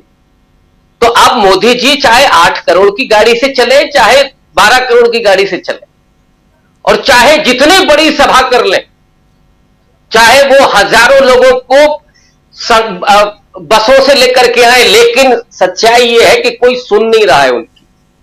अब नहीं सुन रहा है, उनके भाषण के आधार पर कोई वोट नहीं करना चाहता है, तो मोदी जी क्या करेंगे? मोदी जी भी पतली गली से निकलना चाहते हैं कि अपनी ड्यूटी पूरी करो, बाकी फिर ठीकरा फोड़ दो के साथ। मोहन भागवत ने जिम्मेदारी ले ली थी हरियाणा की और महाराष्ट्र की, झारखंड की, जम्मू कश्मीर की, राम माधव वहां देख रहे थे। तो कम से कम 75 साल के बाद ये तो बचा रहे। इसलिए मैंने कहा ना कि विदाई कैसे होगी मोदी जी की, अब वो इसका इंतजार कर रहे, और इसीलिए उनके भाषण इतने उबाऊ और ठंडे आपको दिखाई पड़ रहे, सुनाई पड़ रहे। जी, नरेंद्र मोदी आखिर क्या बहुत परेशान और इन परेशानियों में सिर्फ रस्म अदायगी कर रहे हैं, खाना पूरी कर रहे हैं क्या नरेंद्र मोदी? चुनाव में प्रचार करके आज वो पहली बार आए हैं चुनाव प्रचार में, चुनाव की घोषणा के बाद, और लोकसभा चुनाव में भी आप लोगों ने देखा होगा कई जगह। लेकिन धीरे धीरे नरेंद्र मोदी का लोकसभा चुनाव में जो भाषण था उसमें कई सारे ऐसे शब्द थे जिस पर काफ़ी आपत्तियाँ भी थीं, देश की जनता को भी और विपक्षी दलों को भी, और उसका हश्र क्या हुआ? 240 पर भाजपा सिमट गई। लेकिन ये क्या होने जा रहा है इस चुनाव में? नरेंद्र मोदी क्या प्रशांत टंडन जी जितना ज़्यादा भाषण देंगे, क्या जो कहते हैं, अब तो बीजेपी के लोग भी कहते हैं कि मोदी जी को थोड़ा दूर ही रखो, क्या इसीलिए अब वो बात है वो मानने लगे हैं, आरएसएस को मानने लगे हैं, अपने समर्थकों की बात सुनने लगे हैं कि कम जाऊं तो ज़्यादा अच्छा होगा? ये मान के चले कि 4 इलेक्शंस, हरियाणा, जम्मू कश्मीर, महाराष्ट्र और झारखंड, ये इलेक्शन मोदी जी के लिए लोकसभा 2024 के इलेक्शन से भी कठिन है, क्योंकि लोकसभा 2024 के इलेक्शन में तो जैसे तैसे आप 2 पार्टियों के कंधों पे सवार होके आप बैठे हुए वहीं पे। लेकिन ये चुनाव अगर आप हार गए तो आगे की यात्रा बहुत मुश्किल होगी, और जिसके संकेत भी दिखाई दे रहे हैं। अगर आपके पास हरियाणा में आप गए, जम्मू कश्मीर में गए, पहले दिन आप चुनाव प्रचार में निकले और आप एजेंडा नहीं सेट कर पा रहे हैं, आप इलेक्शन की टोन सेट नहीं कर पा रहे हैं, आप ये सेट नहीं कर पा रहे हैं कि आपके बाद जो वहां पे विपक्षी नेता जाएंगे, चाहे वो फारूक अब्दुल्ला जाएं, चाहे उमर अब्दुल्ला जाएं, चाहे राहुल गांधी जाएं, चाहे हुड्डा भाषण दें, वो आपकी बात का जवाब दें, ये आप नहीं कर पाए। हो इसका उल्टा रहा है कि राहुल गांधी अमेरिका में कुछ बोल रहे हैं और उसका जवाब मोदी जी यहाँ दे रहे हैं हरियाणा में या डोडा में। तो ये एक संकेत दिखाई दे रहा है कि जो 4 जून को हुआ उससे मोदी जी उबर नहीं पाए, अभी तक उससे बाहर नहीं निकल पाए। वो एक अभी भी, जिसको अंग्रेजी में कहते हैं शेल शॉक्ड, तो अभी भी वो उस सदमे में है कि ये कैसे हो गया। और बड़ी बड़ी बातें लोकसभा इलेक्शन के पहले हो रही थी कि इंटरव्यूज में भी कह रहे थे कि 1 हफ्ते के अंदर, 8 दिन के अंदर अगले रोड मैप दे दूंगा, एजेंडा दे दूंगा। आप देखिए कहाँ एजेंडा? 4 जून के बाद हम लोग अब 14 सितंबर को बात कर रहे हैं, 3 महीना 10 दिन बाद, और कोई एजेंडा नहीं है। 2047 की बात बहुत वेग बात है। तो इसलिए मैं कह रहा हूं कि अगर आप टोन नहीं सेट कर पा रहे हैं और अपने एजेंडा से, जैसे गर्ग साहब ने कहा कि अपने एजेंडा से आप हट गए, क्योंकि उस एजेंडा में आपको लगा कि अब समाज में उसकी स्वीकृति नहीं है। अब आप हिंदुत्व के नाम पर भैंस चुरा लेंगे, घुसपैठिए, ये सब बात कह के आप बहका नहीं सकते लोगों को। और समाज अब बहुत ही इस ऐसी स्थिति में है कि उसको बहुत ही टू द पॉइंट चीज चाहिए कि आप बताइए कि आप यहाँ आए हैं तो आपके पास क्या है मुझको ऑफर करने के लिए। हमारे इलाके के महापुरुषों के नाम आप लेते हो, बहुत बढ़िया बात है, लेकिन आप ये बताओ कि हम मुझे देने के लिए क्या है। तो वो मोदी जी लगता है कि देने की स्थिति में नहीं है, या ऑफर नहीं करना चाहते, या कुछ है ही नहीं, केवल सरकार को जैसे पिछली सरकारें चल रही थी उस तरीके से चलाना चाहते हैं। क्योंकि अगर आप प्रधानमंत्री हैं तो आपके पास तो बहुत बड़ा मैंडेट है, आपके पास कुछ भी चीज को क्रिएट करने का, कोई पॉलिसी क्रिएट करने का, कोई वादा क्रिएट करने का, वो आप कर सकते हैं, वो आप कर नहीं पा रहे हैं। आप 15 अगस्त के लाल किले की भाषण को भी याद कीजिए, उसमें कुछ भी नया ऑफर करने को नहीं था। वो एक मौका था कि जब आप अपनी सरकार का रोड मैप दे सकते थे। अब हरियाणा की जनता को आप बता रहे हैं कि कांग्रेस ने कर्नाटक में क्या नहीं किया, कांग्रेस ने तेलंगाना में क्या नहीं किया, आप क्या करेंगे ये आप नहीं बता पा रहे हैं। आप अग्निवीर का क्या करेंगे? हरियाणा में अग्निवीर को लेके एक बड़ी चिंता है, आप उस पर कोई एड्रेस नहीं कर रहे हैं। वहां से जो खबरें आ रही हैं कि अब पहले की तरीके का जो बीजेपी ने एक सोशल इंजीनियरिंग किया था कि जाट वर्सेस वेस्ट, वो खत्म हो चुका है।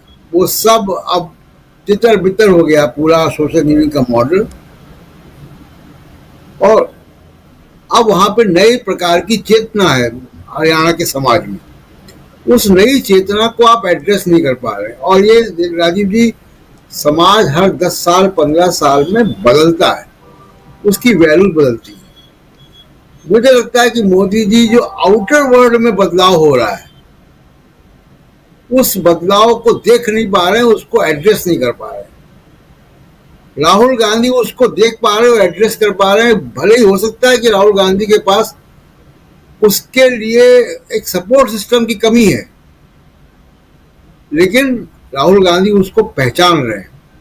नरेंद्र मोदी उस चीज को पहचान रहे होंगे लेकिन इग्नोर कर रहे हैं, क्योंकि उनके पास शायद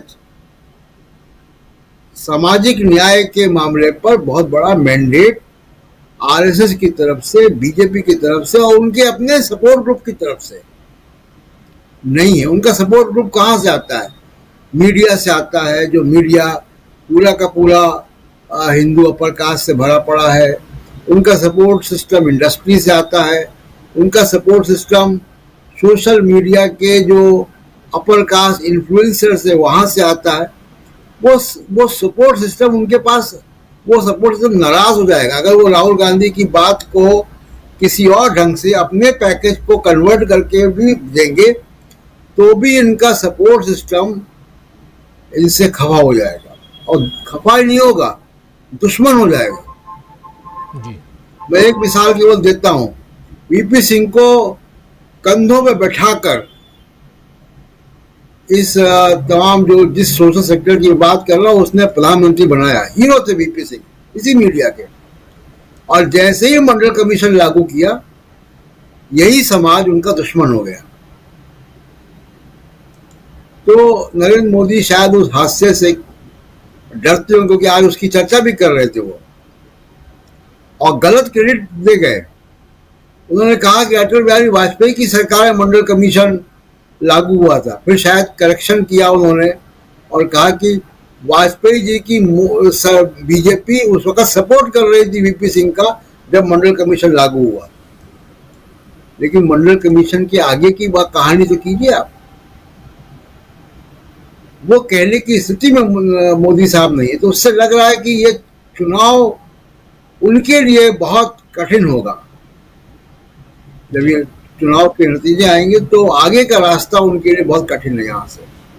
बिल्कुल बिल्कुल, आगे का रास्ता। गर्ग साहब, एक बार फिर से आना चाहता हूँ आपके पास। आगे की बात, इस चुनाव का रिजल्ट 8 अक्टूबर को आना है और उससे आगे क्या कुछ हो सकता है उस पर भी थोड़ा आपका नजरिया। लेकिन उसके अलावा बार बार इससे पहले एक भाषण नरेंद्र मोदी जी ने महाराष्ट्र में दिया, वहां भी आरक्षण की बात उन्होंने की, और अब यहाँ भी दोनों स्टेट में, जम्मू कश्मीर में भी और कुरुक्षेत्र यानी हरियाणा में भी आरक्षण की बात कर रहे थे। क्या आरक्षण के मुद्दे को बहुत गंभीरता से ले रहे हैं नरेंद्र मोदी, या उनको लगता है कि जरा समीक्षा जरूरी है, क्योंकि आरक्षण की बात लगातार हो रही है और 2014 के बाद से और ज़्यादा होने लगी, जब बिहार में मोहन भागवत ने आरक्षण की समीक्षा की बात कही थी, उसके बाद से ज़्यादा। ज़रा समझना चाहता हूं आपके ज़रिए कि नरेंद्र मोदी इस मसले को बार बार क्यों उठा रहे हैं। यहाँ से क्या लगता है कि वो जो जाति आधारित जनगणना है उसको दबा पाएंगे, जिसकी डिमांड, और जो अब दिखाई देता है कि वो गांव-गांव तक ये मसला पहुंच चुका है और इसकी मांग ज़्यादा जोर पकड़ने लगी है। लोकसभा चुनाव में जो बीजेपी को नुकसान हुआ हरियाणा में, उसका जो एक एनालिसिस बीजेपी में इंटरनल हुआ है वो ये हुआ है कि हार के जो बड़े कारण हैं उसमें आरक्षण पर जो बीजेपी का नजरिया है उसको लेकर पूरे हरियाणा में डर बना हुआ है। और हरियाणा के जो, जैसा मैंने जिक्र किया, शेड्यूल कास्ट पॉपुलेशन है या पिछड़े वर्ग है, वाल्मीकि हैं, वो तमाम लोग डरे हुए हैं। और यही डर जो है वो बेसिकली जम्मू कश्मीर में भी है, जो आप देख रहे हैं कि किस तरह से वहाँ आरक्षण को ये उठा रहे हैं कि लोग डरे हैं कि ये आरक्षण को ख़त्म कर देंगे, जम्मू में खासकर, क्योंकि वेदी में तो उस तरह का मुस्लिम पॉपुलेशन का बाहुल्य है, तो उनको आरक्षण का कोई बहुत ज़्यादा लाभ है भी नहीं। एक जो चीज़ इम्पॉर्टेंट हुई है वो नोट करने काबिल है कि कांग्रेस ने आज अजय माकन को, अशोक गहलोत को और प्रताप सिंह बाजवा को, इन 3 लोगों को नियुक्त किया है ऑब्जर्वर हरियाणा में। अब ये काफ़ी सिग्निफिकेंट है। वो सिग्निफिकेंट इसलिए है कि अगर आप देखें कि जो इलाके पंजाब से लगे हुए हैं हरियाणा में, जहां सिख पॉपुलेशन का भी बहुत इम्पैक्ट है या हरियाणा में है, तो बाजवा को उसमें लिया गया है। अशोक गहलोत जो है एकदम पिछड़े वर्ग से आते हैं, मतलब माली, खुद भी माली हैं और जो पिछड़े वर्ग का रिप्रेजेंट करते हैं, ओबीसी को करते हैं, तो वो एक बड़ा फैक्टर हो गया है। और अशोक गहलोत हरियाणा से, राजस्थान की बॉर्डर से जो डिस्ट्रिक्ट लगे हुए हैं, उसके लिए अशोक गहलोत का होना बहुत ज़रूरी है, और हरियाणा के जो पिछड़े वर्ग के लोग हैं उनके लिए ज़रूरी है। और वैसे ही अजय माकन, चूँकि वो उनका रोल दिल्ली में है, इसलिए पूरा का पूरा जो इलाका दिल्ली से लगा हुआ है, हरियाणा का फरीदाबाद है या गुड़गांव है या और तमाम जगह है, तो वहाँ अजय माकन, और वैसे ओवरऑल इम्पैक्ट भी अजय माकन का हरियाणा में काफ़ी है। तो एक तो ये बड़ा फैक्टर जो कांग्रेस ने बहुत बुद्धिमानी से किया है कि अशोक गहलोत को यहाँ, मतलब आप देखेंगे कि पहली बार अशोक गहलोत जो हैं वो मेन स्ट्रीम में आए हैं कांग्रेस की चुनाव के बाद, लोकसभा के चुनाव के बाद या उसके पहले से। दूसरा एक जो समझने की बात है कि जम्मू की सभा में एक पत्रकार के साथ जो सेम पिट्रोडा के घर पे जो पूरा का पूरा किस्सा हुआ, जिसका जिक्र उन्होंने किया प्रधानमंत्री ने, जी मोदी जी ने। आप सोचिए जरा कि जम्मू की सभा में अमेरिका में राहुल गांधी की यात्रा के दौरान, मतलब राहुल गांधी तो थे नहीं, वो उनका तो सेम पिट्रोडा के घर से कोई लेना देना नहीं था, वो चले गए थे। उस समय सेम पिट्रोडा भी नहीं थे वो वहां पर। सेम पिट्रोडा के जाने के बाद उनके उस पत्रकार के साथ जो हुआ, जो इंडिया टुडे का पत्रकार है, और जिसमें प्रधानमंत्री बड़ा चढ़ा के कह रहे हैं कि उसके साथ मारपीट की गई, जबकि ऐसा उसने खुद ने अपनी पोस्ट में भी नहीं लिखा है। वो पत्रकार ने, उसने केवल इतना लिखा है कि मेरा मोबाइल छीना गया और उसमें से जो डिलीट किया गया, जो भी किया गया डिलीट।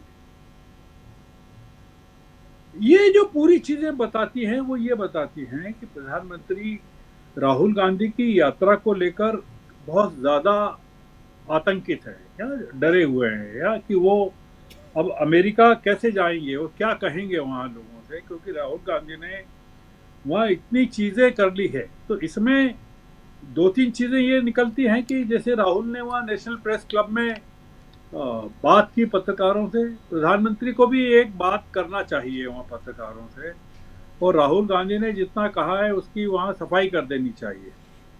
एक तो ये करना चाहिए। मैं एक चीज और कहना चाहता हूँ आपको राजीव जी, जिन लोगों ने भी कमला हैरिस और ट्रंप के बीच में डिबेट को सुना है, बहुत पॉपुलर डिबेट है, मैंने चूंकि पूरी सुनी थी, उसमें उन्होंने एक चीज कही थी कि ये जो घुसपैठिए हैं वो लोगों के घरों में से कुत्ते बिल्लियां उठा के उनको खा रहे हैं, उनको भोजन बना रहे हैं। खासकर उन्होंने एक ओहायो का उदाहरण दिया था। वो पूरा का पूरा उल्टा पड़ गया ट्रंप पर, और वो डिबेट में ही खंडन कर दिया था जो अब मॉडरेटर थे, और अब उसी पर डिबेट चल रही कि कितना झूठ बोलते हैं ट्रंप, और ट्रंप ने मना कर दिया सेकंड डिबेट के लिए।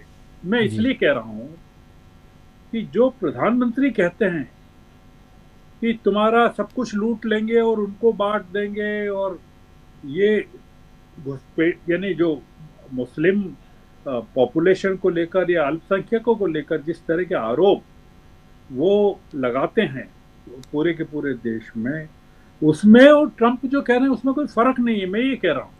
और ये भी तमाम झूठे हैं, जो पीएम कह रहे हैं वो भी तमाम झूठे हैं। ये जो पूरा का पूरा जो पिक्चर है वो ये बताता है जम्मू कश्मीर का और इसका। अब आप बताइए कि वो महाराष्ट्र कैसे जाएंगे, जहां आपने देखा ना कि शिवाजी की जो प्रतिमा जो गिरी है, हजारों, इसमें कितने करोड़ रुपए उसमें खर्च हुए, सिंधुदुर्ग में जो हुआ है पूरा का पूरा, और प्रधानमंत्री ने माफी मांगी, कितनी बार कहा कि मैं कितनी बार भी माफी मांगने को तैयार हूं। जो चल रहा है महाराष्ट्र में, मुझे डर है कि प्रधानमंत्री इलेक्शन के बाद वहां कितनी बार जाएंगे और कहां जाएंगे और क्या कहेंगे, क्योंकि ये मामला झारखंड का भी है और यहाँ का भी है, महाराष्ट्र का भी है। अभी तो तारीखों की घोषणा होना बाकी है राजीव जी।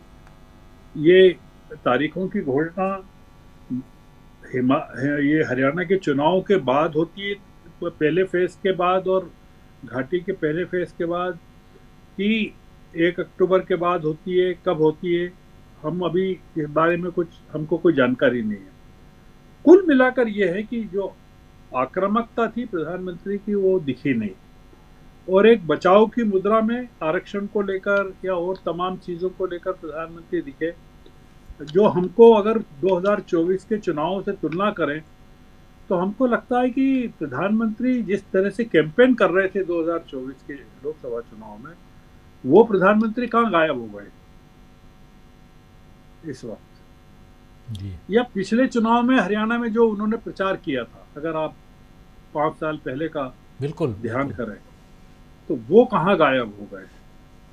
तो ऐसा लगता है कि कुछ गंभीर किस्म से, और जिस तरह से लोग आ रहे हैं कांग्रेस में, जैसा आपने भी कहा बीजेपी के लोग आ रहे हैं और तमाम लोग आ रहे हैं, इन्होंने कहा, प्रशांत जी ने भी कहा, ये कुल मिलाकर एक भयानक डर पैदा करता है। और ये जो डर है ये अगर बीजेपी की रैंक एंड फाइल में पहुंच गया, जो पहुंच ही गया है, क्योंकि ये जिस तरह के इश्यूज बना रहे हैं अब चीज़ों को लेकर, गणेश पूजन को लेकर कर्नाटक को इशू बनाया शिंदे साहब ने वहाँ महाराष्ट्र में, तमाम चीज छोटी छोटी बातों को जो इशू बना रहे हैं ये, इससे लगता है कि बहुत डेस्परेट हो गए।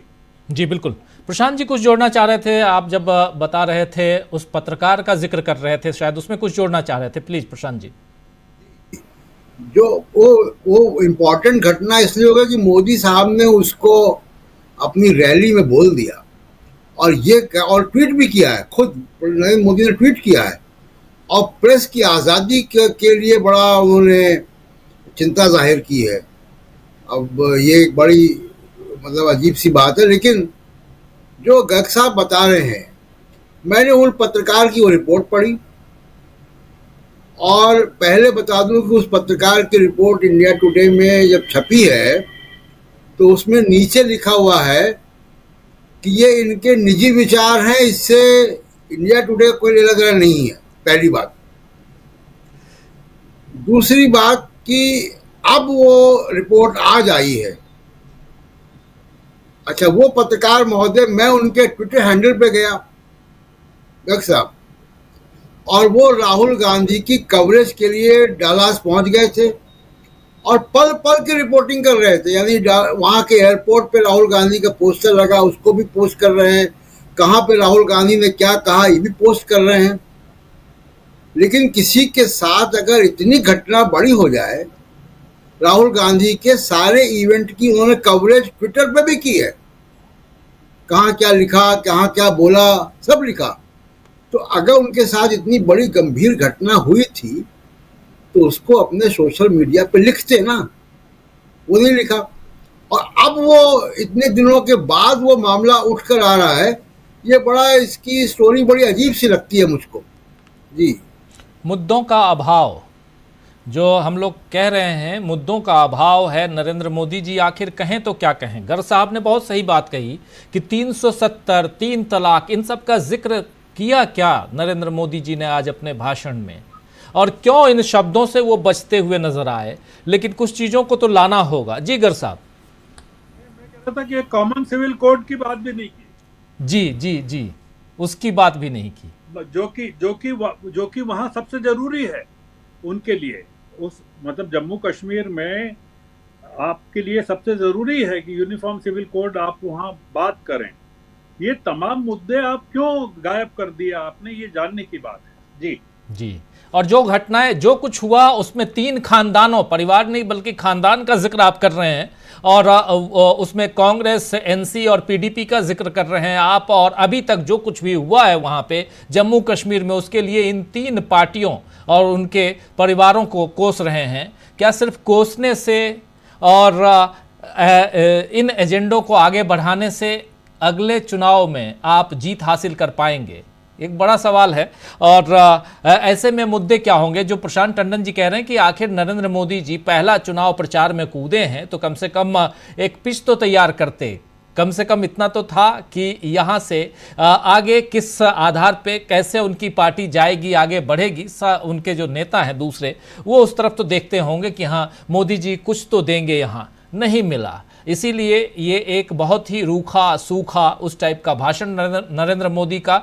लेकिन यहाँ पर लीड करते हुए, लीड लेते हुए अब इंतज़ार रहेगा राहुल गांधी का इस समर में कूदने का। हालांकि अमेरिका जाने से पहले राहुल गांधी की यात्राएं हो चुकी हैं, खासकर जम्मू कश्मीर की यात्राएं वो कर चुके थे। लेकिन अब देखते हैं कि कब राहुल गांधी इन जगहों पर जाते हैं और चुनाव में। लेकिन इसी बीच कुछ खबरें आ रही हैं उधर जम्मू कश्मीर, हरियाणा को लेकर। अरविंद केजरीवाल ने अपने घर पर हरियाणा के वरिष्ठ नेताओं के साथ बैठक शुरू कर दी है। देखते हैं वहाँ से क्या कुछ निकल के आ रहा है। बहुत सारी बातें अरविंद केजरीवाल के इर्द गिर्द भी घूम रही हैं। चलिए इस कार्यक्रम को अभी यहीं समाप्त करने की इजाज़त चाहता हूँ। बहुत शुक्रिया अदा करता हूँ गर्ग साहब आपका, बहुत बहुत शुक्रिया प्रशांत जी, डॉक्टर दीपक पाचपोर जी, अमलेंदु उपाध्याय जी, और साथ में जुड़े थे प्रोफेसर रविकांत जी। आप सबका बहुत शुक्रिया, बहुत धन्यवाद। असलम चिश्ती जी हमारे साथ बने हुए हैं, जूड पिंटो जी हमारे साथ बने हुए हैं। असलम जी लिख रहे हैं, आज डीबी लाइव चैनल के पत्रकारों को सुनकर अंदाज़ा लगाया, एक वक्त था जब धीमे लहजे का सच सब समझ जाते थे, और आज गला फाड़ कर बोला जाने वाला झूठ भी सब समझ जाते हैं। बहुत खूब लिखा है आपने असलम भाई। और